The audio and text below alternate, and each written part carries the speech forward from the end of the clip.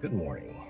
So this is not a rant, I guess a reflection on what it means to be 57 and the reality of aging, and when you have an artistic craft that you want to spend time doing.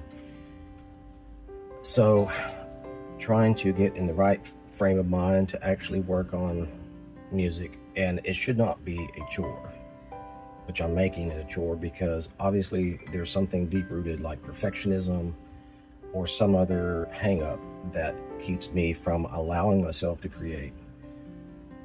But it's the reality. The grass still needs to be cut, the house still needs to be cleaned, the dishes still need to be washed. So you have all of those daily living things, and then you have these ideas. And you probably have noticed that when you're at work or in the middle of doing something that's just part of living, you have all these creative ideas that you want to take back to the studio, and you want to work on them, you want to write and record.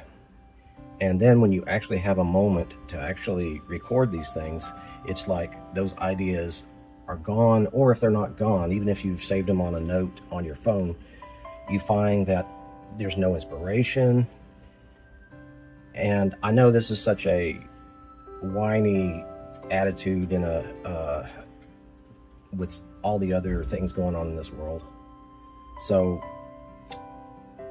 I think I'm very aware of the fact that time is ticking, and the older you get, the more clear your vision has to be, and because you can waste a lot of time.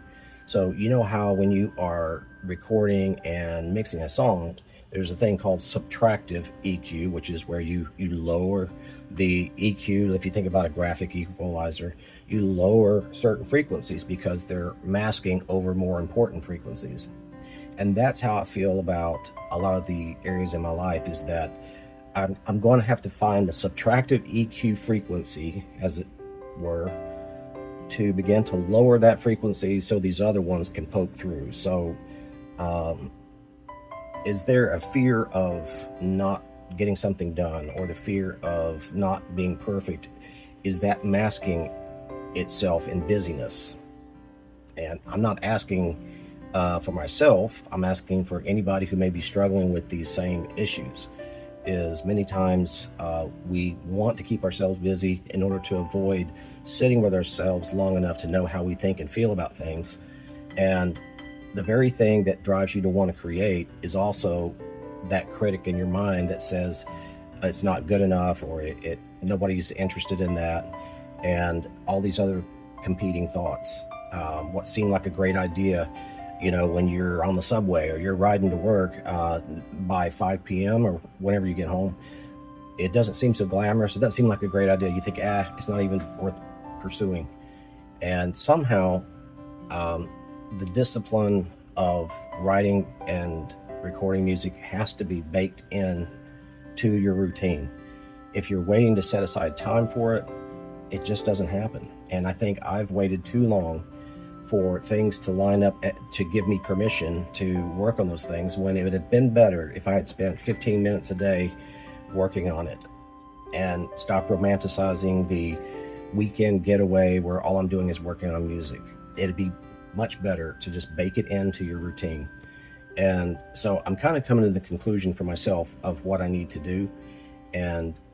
But it's important to really swim through those things, so to make sure you're not avoiding creating as a means to cope with the fact that it's not going to be perfect. So if there's any positive side to AI, I would say is this. AI, because it is rooted in doing things perfectly, this is a perfect opportunity to take an imperfect life, to write imperfect songs, to express yourself how imperfectly it may come out, because that's the pieces that are going to have value. They're going to be uniquely you, and people relate to other people's experiences, not to an algorithm, not to perfection. So my final thoughts and closure in this, to encourage myself and maybe you as well: stop looking at everything outside to figure out what you need to write about and how you need to prioritize. Spend time with yourself. Find out what it is that really keeps you from creating. use that EQ and reduce the frequency of those things that either are distracting you or that are keeping you in a state of romanticizing writing and recording rather than actually writing and recording. So write and record imperfectly is going to get you way further, and you'll feel far more satisfied. As I tell myself this, I'll be much happier with 20 imperfect songs than 0 perfect songs. Hope that helps.